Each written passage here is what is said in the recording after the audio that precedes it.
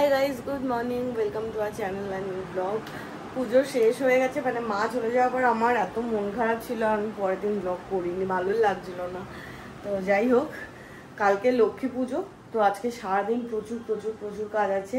মা চলে গেছে, আর এক মা আসবে কালকে, আর আমাদের একসাথে অনেকগুলো কাজ এসে পড়েছে। নিচে আম্মা শিফটিং করবে, তাই জন্য সারা নিচ গোছানো চলছে। কালকে আমি, শান্তনুদা, দিদি আরবান কোম্পানি বুক করেছি, সমস্ত কিছু করে নিচের এখন এই অবস্থা। সমস্ত রান্নাঘরে যখন কিচেন খোলা ছিল, কিচেনের বাসন কোসন এখানে এখানে সব ধোয়া আছে। কিচেনটা পরিষ্কার। আজকে দুপুরবেলা দিদি এলে যা বাসন কোসন আছে সেগুলো কিচেনে ঢোকানো হবে। আর এই ঘরটাও পুরো ফাঁকা করা হয়েছে। বেসিক্যালি এই ঘরটা করতে গিয়ে দম বেরিয়ে গেছিলো, কারণ এখানে প্রচুর জিনিসপত্র ছিল আমাদের কিচেনে। ওই সময় তো মস্তিতে কেটেছে, কাজগুলো টের পাচ্ছি না, মানে পুজোর পর সব কাজ একবারে এসে পড়েছে। দিদি যা জামা কাপড় কাচ্ছে, রোজ এরকম ডাই করে জামা কাপড় আসছে, সেগুলোকে ভাঁজ করতে হচ্ছে, লন্ড্রিতে যেগুলো দেওয়া সেগুলো। আর আমি এই জায়গাটা পুরো খালি করেছি, কারণ এইখানটা দিয়েই পুজো হয়। আর আগের বার যেহেতু আমি ফেব্রিক দিয়ে দিয়েছিলাম, পুরো আলপনা রয়ে গেছে। এবার আর আলপনা ওই জন্য দিতে পারবো না। কালকে গিয়ে আমি এই আলপনা স্টিকার কিনে এনেছি দুটো, এটাই দিয়ে দেবো। আর এই দিকটাতেই টেবিলটা রেখে দিয়েছি।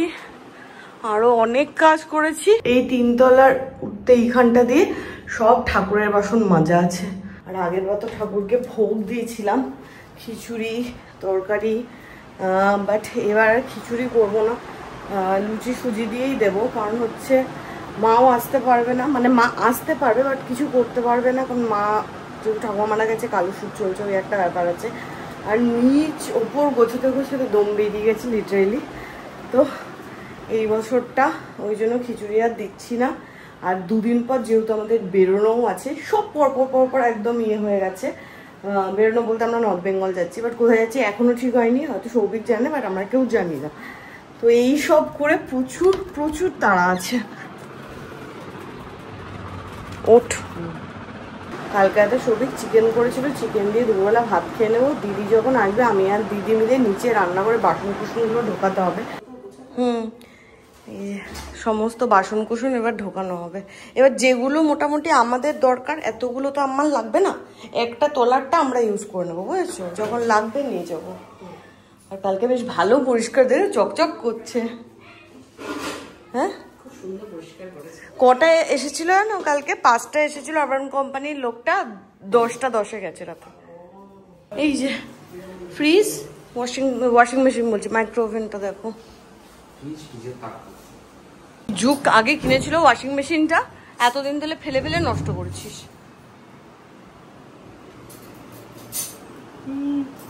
আবার হাই তুলছে তুই, রেকর্ড। শান্তনুদা সকাল সকাল চলে যাওয়ার কথা ছিল, সকাল সকাল পালিয়ে গেল। কাজে হচ্ছে 2:15, এই স্নান করে এলাম। আর একবারে এত কাজ এসে পড়েছে না, মাথা কাজই করছে না, কিভাবে কি করবো কি না করবো। এদিকে একটা কেলেঙ্কারি হয়েছে, নিচে একটা আলমারি অনেকদিন ধরেই বন্ধ, তো সেটা আজকে লোক ডেকে লক ঠিক করা হয়েছে। আর সৌভিকে গেছে চাবি, স্পেয়ার চাবি বানাতে। তো 3টে আলমারির এরকম অবস্থা ছিল। একটা আলমারি চাবি রাস্তায় কোথায় ফেলে এসেছে ভগবান জানে, আবার খুঁজতে গেছে। কিন্তু আমি ফোন করলাম, বললো পাইনি। কি করবে ভগবান জানে, এই সবে লকটা চেঞ্জ করবো। আবার যদি এখন চাবি না পাওয়া যায়, আবার প্রথম থেকে ভেঙে লকটা আবার চেঞ্জ করতে হবে। আর সকাল থেকে কিছু খাওয়া হয়নি, পেয়ে গেছে ভয়ঙ্কর। সকাল সকাল ঘুম থেকে উঠেই 500 টাকার আমার চুনা লেগে গেল। আমি নিচের ঘরে আলমারিগুলোর চাবিগুলো চেঞ্জ করা হলো, মানে যে নিচের ঘরে ওই বাবার ঘরে যে কালকে একটা আলমারি দেওয়া হয়েছে, সেই আলমারিটা বাবার ঘরে একটা শোকেস ছিল, ওগুলো 3টে চাবি চেঞ্জ করা হয়েছে। আমি একটা হারিয়ে ফেলেছি, মেন যেটা আটকে ছিল, যেটার জন্য লোক এসেছিল, এসে ওটা করলো। আমি বাকি দুটোরও বললাম চাবি নেই, তুমি লকটা চেঞ্জ করে দাও। তো বাকি দুটো চেঞ্জ করে দিয়েছে, আছে চাবি। আর যেটা মেন চেঞ্জ করেছে সেটার চাবি আমি হারিয়ে ফেলেছি। আমি চাবিটা নিয়ে বেরোলাম, মানে ওই চাবিগুলো আমার সাথে ছিল। আর আমি ওই যেহেতু বাড়ির একটা এক্সট্রা চাবি আম্মাকে দিতে হবে, আর প্লাস দোতলার একটা চাবির ব্যবস্থা করতে বলেছে আম্মা, সেগুলো সমস্ত কিছু করতে বেরোলাম, ওই চাবিগুলো নিয়ে বেরোলাম। তো 3টে লকের 3 সেট চাবি নিয়ে বেরোলাম, 2 সেট চাবি নিয়ে বাড়ি ফিরলাম। লক মিস্ত্রিকে খবর দেওয়া হয়েছে, বিকেলবেলা আসবে। চোখে লক্ষ্মী আসে, লক্ষ্মী পাঠিয়ে দেয় না, আমার সব লক্ষ্মী বেরিয়ে যাচ্ছে। আমি এত ভাত খাবো না, ভাত কমা, মাংস আমার মন ভালো নেই। খেয়ে যা না, আরে খেয়ে যা না, একবারে বসে খাই না। কি হয়েছে ভগবান জানে, ফুড ভালো নেই, বললো পরে খাবে। এখন আমি চিকেনটা, উড়ে বাবারি, চিকেনটা গরম করলাম, আমি খেয়ে নেবো আর এর জন্য রেখে দেবো। আমার যা খিদে পেয়েছিল,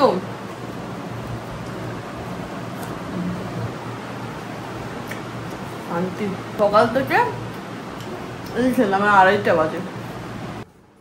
কি হয়েছে? 500 টাকাটা তো খরচাই গেল, ওটা তো আর হবে না। আরে এখন ভেবে ভেবে কি হবে? মন খারাপ হচ্ছে, মন খারাপ হবে না। খেতে বস হাত ধুয়ে। মন খারাপ করে লাভ নেই, অনেক কেনাকাটা, অনেক কিছু আছে, কাজ বাজ। কি লাগবে? লঙ্কা দিয়েছি, লেবু দিয়েছি, সব দিয়েছি। ক্যামেরা তো বন্ধ, ক্যামেরা বন্ধ করে আমার সাথে যাচ্ছে তাই দুর্ব্যবহার করছিস তুই। 500 টাকা গচ্ছা দিয়ে এসেছি, দুর্ব্যবহার করবো না, কি করবো? এই তো 1 বছর আগে পুজো করলি, ভুলে গেলি?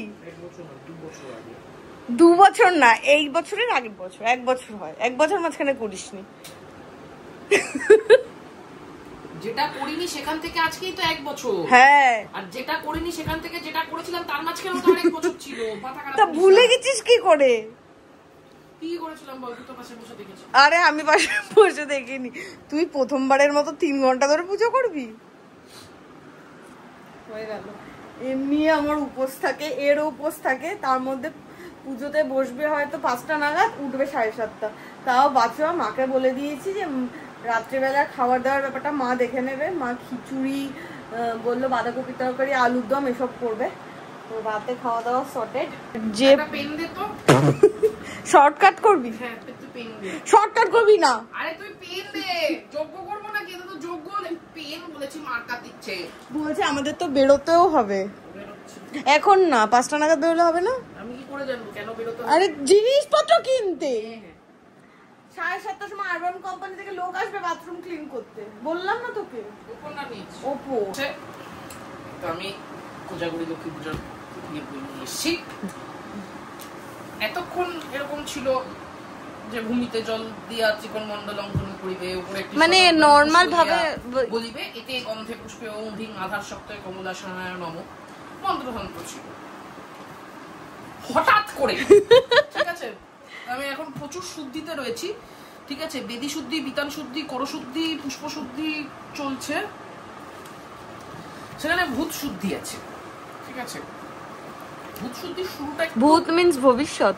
কি ভূত কেন ভবিষ্যৎ হবে? ভূত ভূত মানে ভূত মানে অতীত তো, জানি না, না এটা অতীত না, মানে ভূত মানে ভূত সে কি আমি জানি না। ব্যাপারটা হলো, এটা স্টার্টিংটা একটু ফিশি লাগলো। স্টার্টিংটা হয়েছে 2 হাতে মাথার উপর হইতে নিচের দিকে 3 বার তালি দিয়া রং এই মন্ত্রে নিজের চারিদিকে জলের ছিটা দিয়া মনে করিবে অগ্নি দ্বারা বেষ্টন হইয়াছে, জল দিয়ে আগুন দিবে। এটা কোনো ব্যাপারই না। পরের বাক্যটা আমি পড়ছি, ঠিক আছে, একটাই সিঙ্গেল সেন্টেন্স, যা বলবো। নিজের কোলের ওপর 2 হাত চিত করিয়া আমি সেই এই চিন্তা করত, হৃদয়ে অবস্থিত দীপকলিকার মতো জীবাত্মাকে মূলাধারে অবস্থিত কুলকুণ্ডলীর সহিত সুষুম্না নারী পথে মূলাধার পদ্ম, স্বাধিষ্ঠান পদ্ম, মণিপুর পদ্ম, অনাহত পদ্ম, বিশুদ্ধ পদ্ম ও আজ্ঞা পদ্মরূপী ষটপদ্ম চক্রকে ভেদ করিয়া নিজ মস্তকে অবস্থিত নিম্নমুখে সহস্রদল পদ্মের কর্ণিকার ভিতরে অবস্থিত পরমাত্মার সহিত সংযুক্ত করিয়া সেই স্থলেই ক্ষিতি, অপ, তেজ, বায়ু, আকাশ, রূপ, রস, গন্ধ, স্পর্শ, শব্দ, চক্ষু, কর্ণ, নাসিকা, জিহ্বা, ত্বক, বাক, পানি, পাত, পায়ু, উপস্থ, প্রকৃতি, মন, বুদ্ধি ও অহংকার এই 24টি তত্ত্ব লীন হইয়াছে মনে করিয়া যম এই বায়ুমন্ত্র বীজটি ধূম্রবর্ণ রূপে মনে করিয়া দক্ষিণ হস্তের অঙ্গুষ্ঠ দ্বারা দক্ষিণ নাসরন্ধ্র বন্ধ করিয়া বাম নাসরন্ধ্র দ্বারা শ্বাস টানিতে টানিতে 16 বার জপ করিয়া দক্ষিণ হস্তের অনামিকা মধ্যমা উপনিষ্ঠা দ্বারা বাম নাসরন্ধ্র বন্ধ করিয়া দমবন্ধ অবস্থায় ওই জম মন্ত্রটি 64 বার জপ করিয়া দক্ষিণ নাসরন্ধ্র দ্বারা শ্বাস ত্যাগ করিতে করিতে ওই জম মন্ত্র 32 বার জপ করিবে। এটা একটা সেন্টেন্স, ঠিক আছে। সাদার বাচ্চায় লিখেছে পণ্ডিত শ্রী বামদেব ভট্টাচার্য। ওকে দাঁড় করিয়েও যদি আমি বলি গোটাটা কি লেখা আছে সেন্টেন্সে বলতে পারবে না। আচ্ছা, অন্য কোনো সহজ বই নেই? তুই এগুলো তো এটা অপেক্ষাকৃত সহজ ছিল।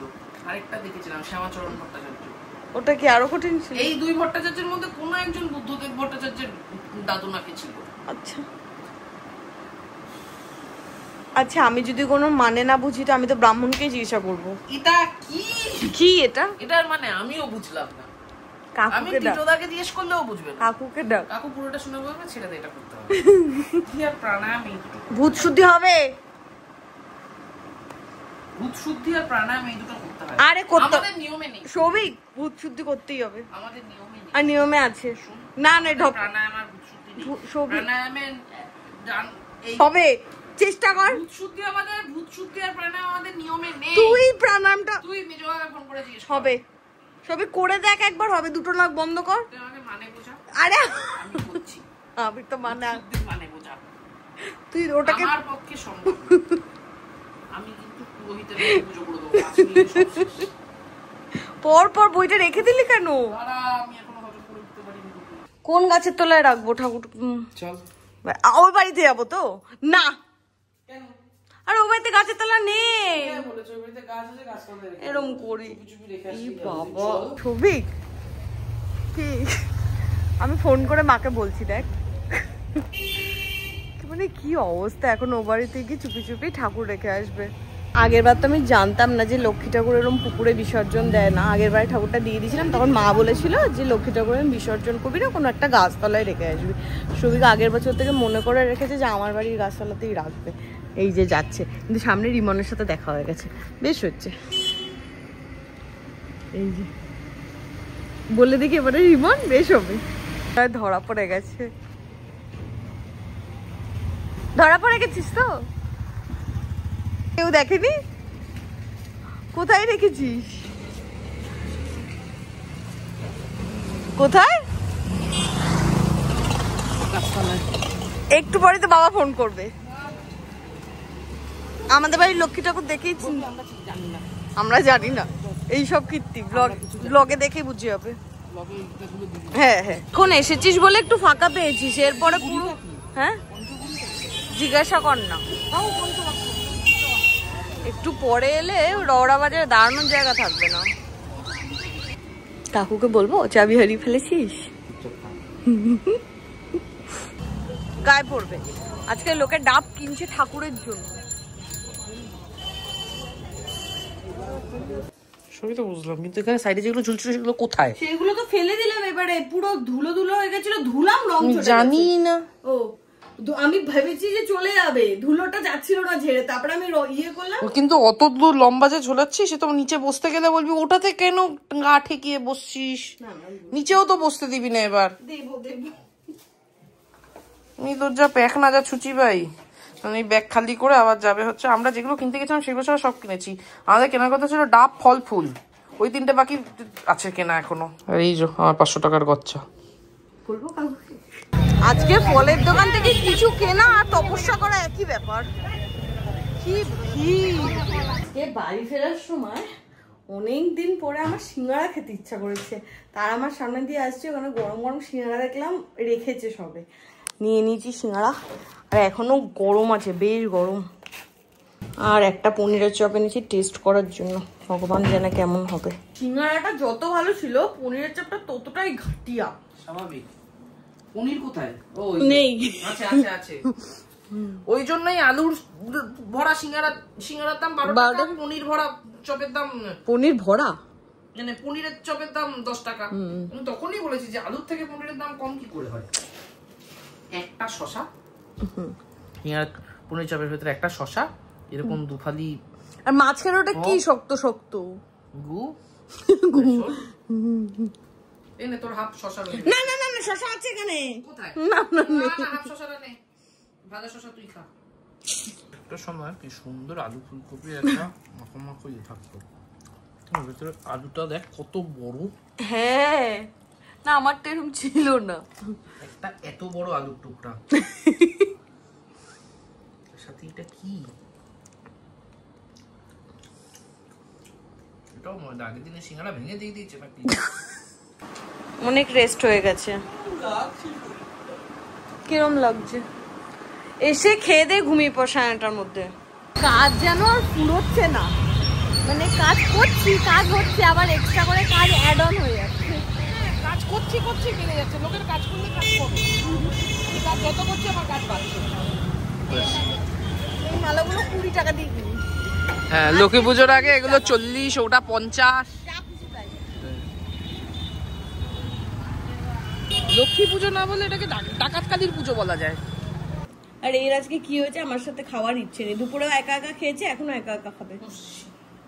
এই না, বাড়ির যাবতীয় ধন সম্পত্তির চাবি। এটা কি বানিয়েছিস? চাবির গোছাতে। এরকম একটা সোনার চাবি রিং বানিয়ে দিবি, কোমরে আমি লাগিয়ে ঘুরবো। সোনার কেন?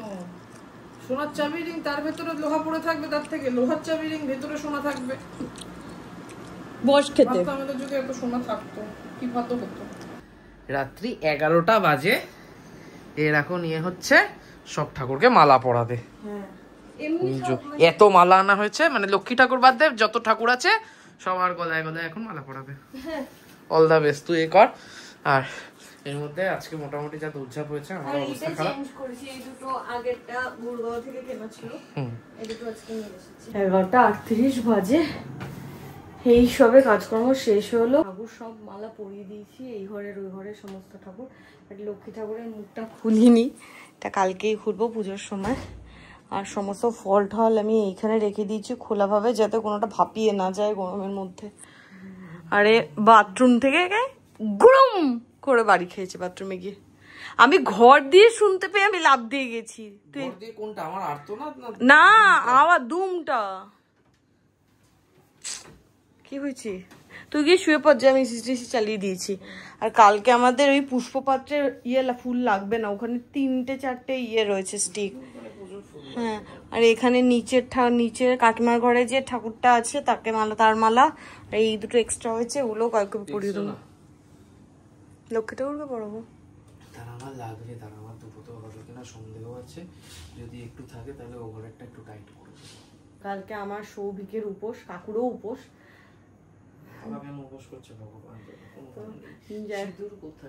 আচ্ছা, ওইখানে আছে, সব দেখে রেখেছি। তো আজকে ব্লগটা এখানে এন্ড করছি, দেখা হবে কালকে তোমাদের সাথে নতুন ব্লগে। Till then tata, good night.